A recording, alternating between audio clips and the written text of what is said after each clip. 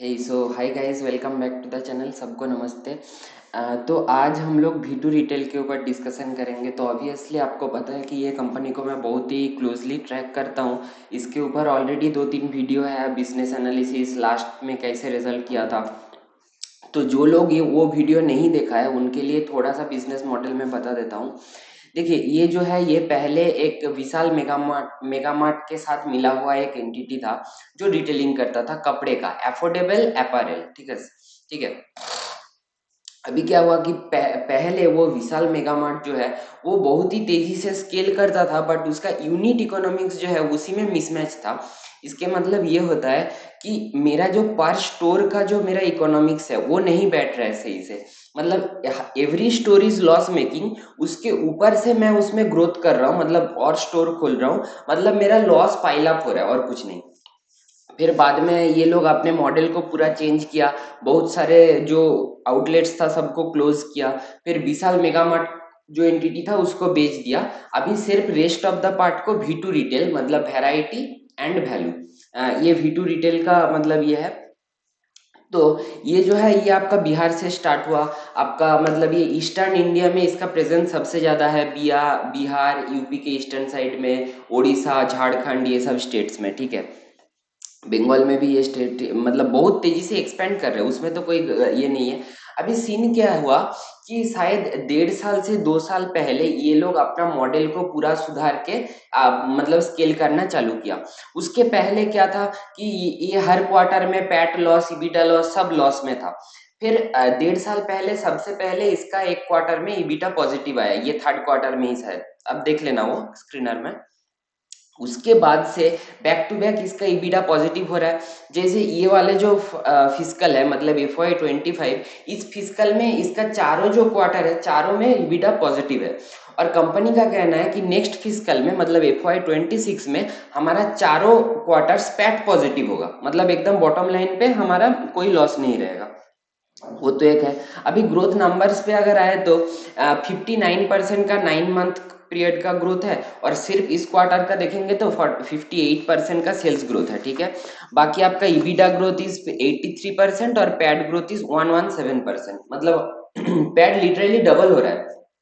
तो एक चीज आप सोचो, ये जो रिटेलिंग बिजनेस है ना ये थोड़ा सिक्लिकल होता है, मतलब इसमें आपका ये Q3 जो है और Q1 जो है ये थोड़ा हेवी होता है। तो ऑब्वियसली बात है कि ये जो क्वार्टर Q3 में अगर लास्ट Q3 से डबल से भी ज्यादा कर रहा है, मतलब कंपनी का ग्रोथ में तो कोई भी कंप्लेन नहीं है, इतना मैं बोल सकता हूँ। और ऑपरेटिंग लेवरेज कितना मिल रहा है देखिए, 58% का सेल्स ग्रोथ पे 117% का पैड ग्रोथ। इसके मतलब हुआ कि डबल से भी ज्यादा, मतलब कि आपका जो हर एक स्टोर है उसमें जो आप एक्सपेंड कर रहे हो, उसका जो प्रोडक्ट मिक्स चेंज हो रहा है उसका इफेक्ट हमारा मार्जिन पे आ रहा है। इसके इफेक्ट में हमारा जो प्रॉफिट है वो मतलब बहुत तेजी से बढ़ रहा है।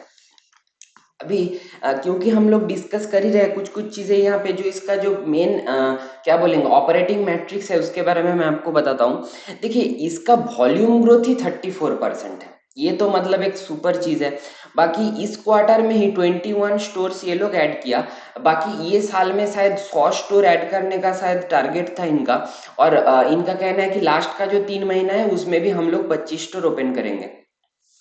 तो आप इसका शायद टोटल स्टोर काउंट जो है वो शायद मेरे हिसाब से 150-200 के आसपास है। उसके ऊपर पे मतलब हर एक क्वार्टर पे जिस लेवल पे ग्रोथ है आप समझ सकते हो।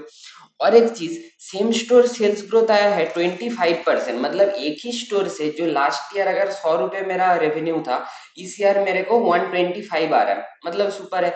अभी ये 120, ये 25, टोटल मेरा ग्रोथ है 60। अभी मैं एकदम बेस एरिथमेटिक के हिसाब से बताऊं तो 60 - 25 इज 35, मतलब 35% का ग्रोथ जो है इसका सिर्फ स्टोर एक्सपेंस से ही आ रहा है, स्टोर एक्सपेंशन से। और बाकी का 25% जो है वो इसका आ रहा है same store sales growth, sir दोनों मिला के इसका 60% का रेवेन्यू ग्रोथ आ रहा है। अच्छा, और क्या क्या चीज है।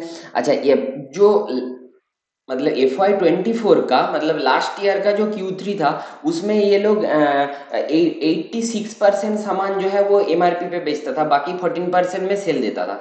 इस साल जो है ओनली 9% में सेल दे रहा है। मतलब आप सोचो कि सेल सेल दे के मैं जितना ज्यादा कपड़ा बेचूंगा वो तो मेरा लॉस है ना, वो बॉटम लाइन पे मेरे को हिट हिट आएगा।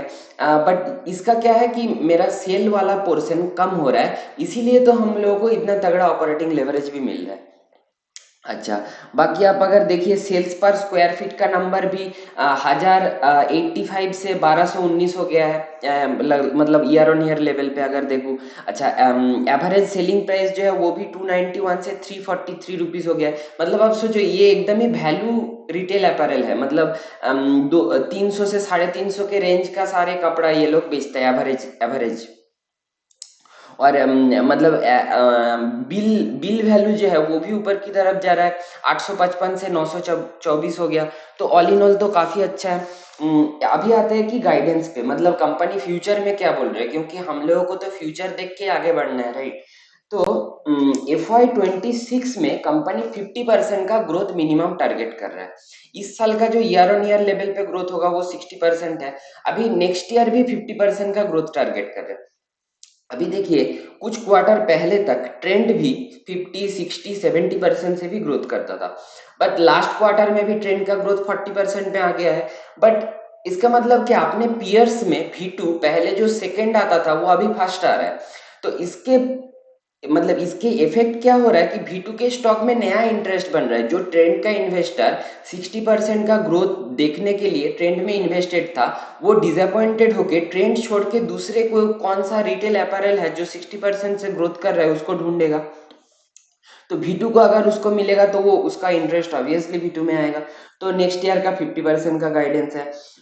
All quarter should be PAT positive, ये भी एक गाइडेंस है। बाकी 20-25% से इस साल ही तो SSSG ग्रोथ हुआ है। नेक्स्ट साल का टारगेट है 15% SSSG, मतलब सेम स्टोर सेल्स ग्रोथ, वो भी एक काफी अच्छा चीज है।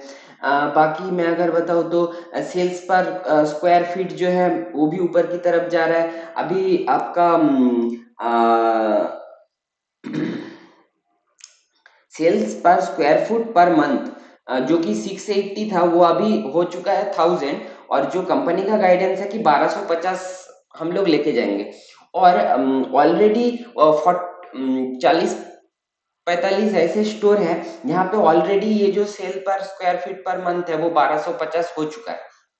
मतलब काफी अच्छा साइन है। EBITDA मार्जिन जो कि अभी 7% है, वो भी 9-9.5% तक जाने का उम्मीद है मैनेजमेंट का नेक्स्ट 2-3 साल में।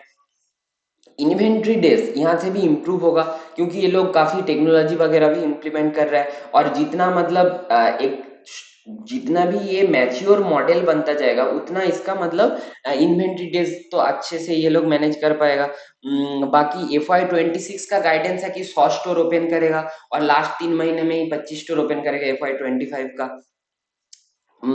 और एक इसमें कॉन्सर्न ये था कि इसमें कुछ रिलेटेड पार्टी ट्रांजैक्शन था, तो उसके ऊपर जब मैनेजमेंट को क्वेश्चन किया गया तो इसका कहना है कि जो सब्सिडियरीज में आपस में खरीदा बेचा चल रहा है वो होली ओन सब्सिडियरी है V2 रिटेल का। मतलब ऐसा नहीं कि हम लोग कोई सेपरेट एंटिटी से ये सब करके फ्रॉड कर रहे हैं, ऐसा नहीं है। वो V2 रिटेल का ही होली ओन सब्सिडियरी है। तो कंसोलिडेट लेवल पे जब मैं सारे होली ओन सब्सिडियरी का एनालिसिस करूंगा तो वो एक साइड से प्लस एक साइड से माइनस होके मतलब न्यूट्रलाइज हो गया। तो यही था मतलब एनालिसिस। बाकी तो आप हर एक मतलब आप एक चीज सोचो, मार्केट ऑलवेज फ्यूचर की तरफ देखता है। तो अभी मुझे जो लग रहा है कि ये जो ट्रेंड वगैरह है ये पीछे छूट गया है, क्योंकि ट्रेंड का साइज भी इतना बड़ा हो गया है, 650 के आसपास स्टोर हो गया है उसका। तो V2 रिटेल अभी नेक्स्ट कुछ सालों में अगर इसका एग्जीक्यूशन ऐसे होता गया तो इन्वेस्टर्स के लिए बहुत रिवार्डिंग हो सकता है। और आप तो देख ही रहे हो, राइट, जब से ट्रेंड का ग्रोथ रेट 60 से कम होके 40 आ गया उसके बाद से उसका स्टॉक टोटली चलना बंद कर दिया। मानता हूं कि सारे स्टॉक गिरा पड़ा है मार्केट के हालत में, बट अगर अब मैं सिर्फ V2 रिटेल और ट्रेंड यही दोनों स्टॉक है पूरे दुनिया में, तो फिर आप देखो कि V2 का stock knew all time high से न्यू ऑल टाइम हाई की तरफ ऑलवेज जा रहा है, और ट्रेंड जो है क्योंकि उसका एक्सपेक्टेशन के मुताबिक उसका रिजल्ट आया नहीं है, अभी इस क्वार्टर में भी देखना पड़ेगा कैसे कर रहा है, बट फिर भी उसका स्टॉक जो है वो नीचे की तरफ ही जाता है और उसका वैल्यूएशन भी काफी हाई था। तो यही था मोस्टली आज का वीडियो। तो और एक चीज जो मैं आपको बोलने वाला था, तो आप देखो कि लास्ट 5-6 महीने में V2 का स्टॉक ऑलरेडी 60-70% रन अप दे चुका है, बट आज के दिन V2 आज से 6 महीने पहले से भी चीप है अगर आप पी के पॉइंट ऑफ व्यू से देखोगे। But on the other hand cheap होना भी चाहिए, क्योंकि V2 का भी तो ग्रोथ रेट थोड़ा थोड़ा कम होगा, राइट? जैसे ये लोग नेक्स्ट ईयर का गाइडेंस 50% दिया है, इस ईयर ग्रो किया है 60% से, तो थोड़ा थोड़ा करके ग्रोथ का तो रेट टेपर होगा क्योंकि अपना बेस भी बढ़ रहा है। तो वो एक ट्रैकिंग पॉइंट रहेगा कि उसके कारण शायद मेरा प्रीवियस जो एग्जिस्टिंग वैल्यूएशन मुझे मिल रहा था उसमें थोड़ा मतलब करेक्शन आ सकता है। बाकी ऑल इन ऑल तो कंपनी काफी अच्छा लगता है, मतलब इसका तो अब मैं बोल सकता हूँ कि जो फॉरवर्ड पी है वो शायद 50 के आसपास होगा, ठीक है। और ट्रेंड का फॉरवर्ड पी मेरे हिसाब से अभी भी 100 के ऊपर है। ये दोनों चीज मैं बोल दिया, ठीक है। यही था तो आज का वीडियो। अगर आपको इस वीडियो से कुछ सीखने को मिला तो लाइक शेयर सब्सक्राइब जरूर करना, और कुछ जानना है तो कमेंट भी करना। Thank you.